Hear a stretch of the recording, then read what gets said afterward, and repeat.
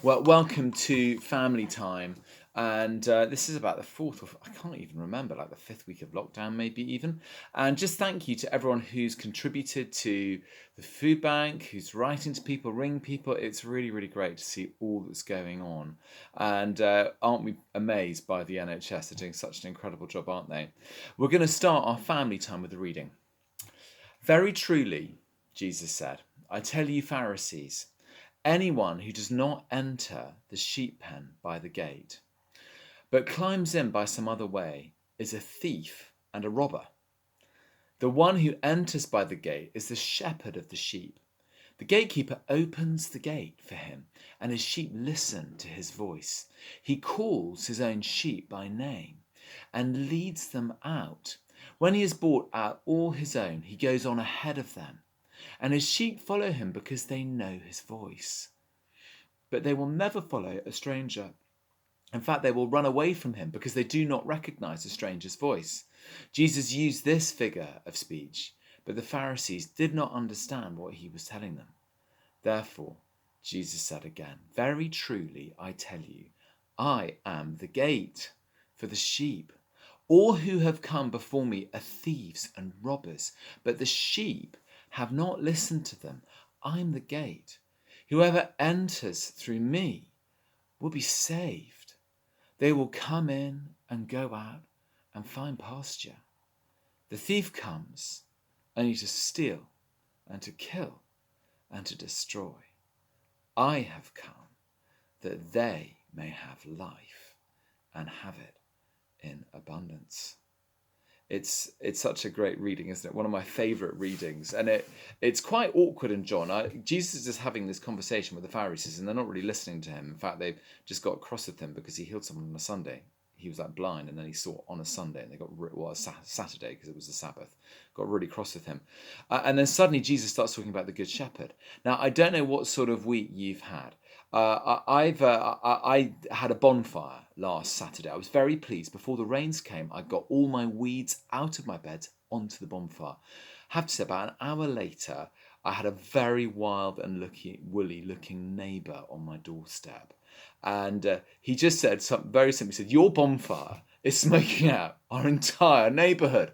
And I looked out on the garden, and it was true. All those weeds, they were so green, and there was just like this fog had descended on the neighborhood. And I don't know if you feel that's your life. It certainly felt a bit like that for me this week. Like this, the fog of lockdown has really descended now because we've just been doing this for too long, haven't we? And I had a bit of homeschooling this week, much more than I'm used to, and everything slowed down, and all my expectations just crashed and burned of what I thought we were going to be able to achieve this week.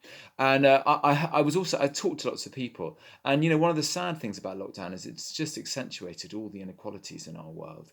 I was speaking to a teacher. She was saying that the children that struggle at school are really struggling in lockdown. I spoke to people from our local hostel from a distance, and I just know that they've got toddlers stuck in a very small room, about the same size as my study, actually, with the bathroom attached, and that's really, really hard. They were struggling. I know that there are some parishioners I speak to who aren't on the internet, and they do feel a bit lonely and isolated. And then of course, there are those people who don't have jobs anymore. And it's just worrying, isn't it? What's going to happen? I've got another card from the school. This is one of these lovely trick box cards. And this says, very simply, I am. And what you're supposed to do is keep a list of great things about you. But I have to say, with the fog of lockdown over the last week, I've had some rather unwelcome guests, emotions, shall I say, in our family, and particularly in our home, and perhaps in me as well. We've had a bit of this. I don't know if you can recognise that one. That's a bit of fear, maybe anxiety. Maybe some of us have been feeling that. How about this one? Not really for us because we've got this lovely garden by the country, but I should imagine there are a lot of people who are feeling very envious at the moment. That's Mr. Nosy. This is one of my favourites. Mr. Angry. I wonder if he's been tramping around in our hearts or in our homes. And then there's Mr. Sad.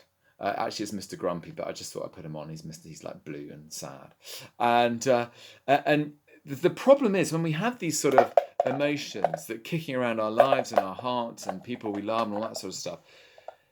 It's sort of, if you focus on the problems, they sort of get bigger, you know?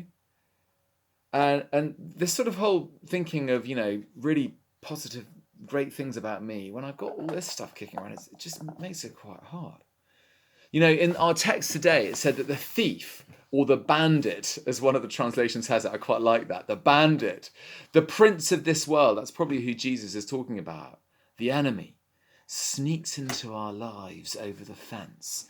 He doesn't have any respect for us, and all he wants to do is to steal, to kill, and to destroy.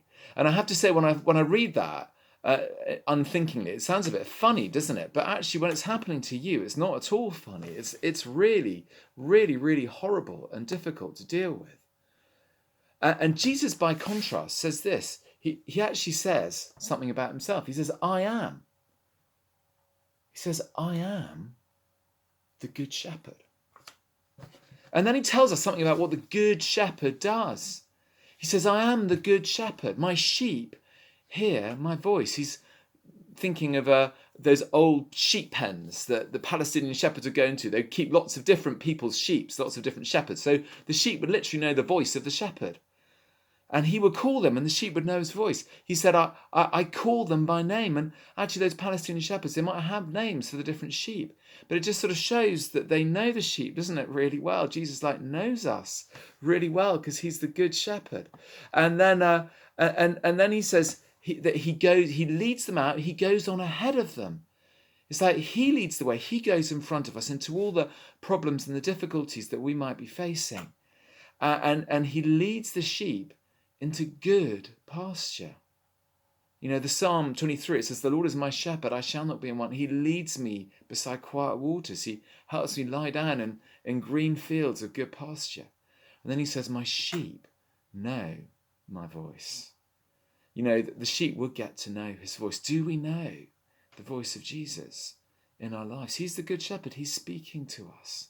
He says, I lay down my life for my sheep. That's what qualifies him to be the good shepherd. That's why we belong to him, because he's died. He's laid down his life for all of us. And what's so lovely is the Reformers put this reading into this season, the season of Easter. It's because they wanted us to start thinking about what it meant that Jesus is alive.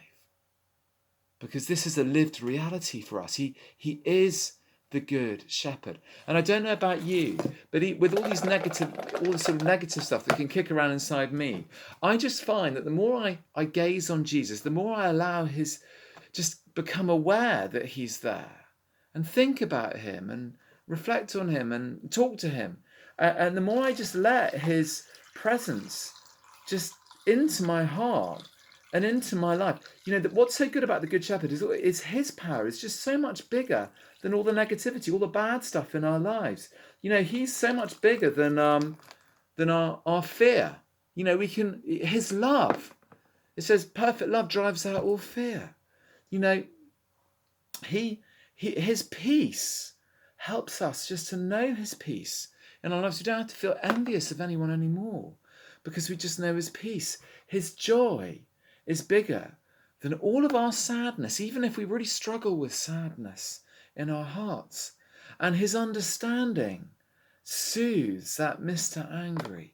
And before we know it, we're full of him, and all that negativity, all that rubbish has just been pushed out of our lives. And we can begin to think, well, actually, I am pretty good at this or that. He is doing some amazing things in our lives. What I thought I'd do right now is just lead us in a very short meditation, okay? What I want you to do is to close your eyes and imagine two things. One is, where would you like to be most at the moment, right now?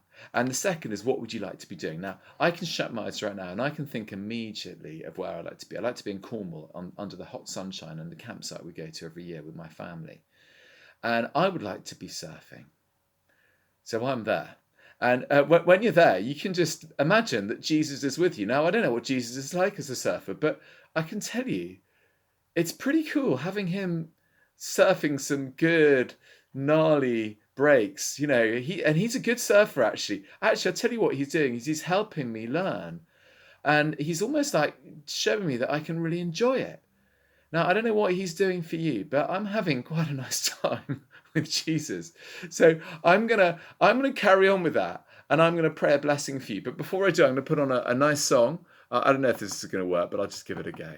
And as I do, I'm just gonna pray a blessing. Okay, I'm surfing with Jesus right now. May the Lord bless you and keep you. May the Lord make his face to shine upon you and be gracious to you. May the Lord turn his face towards you and give you his peace. Amen. God bless you.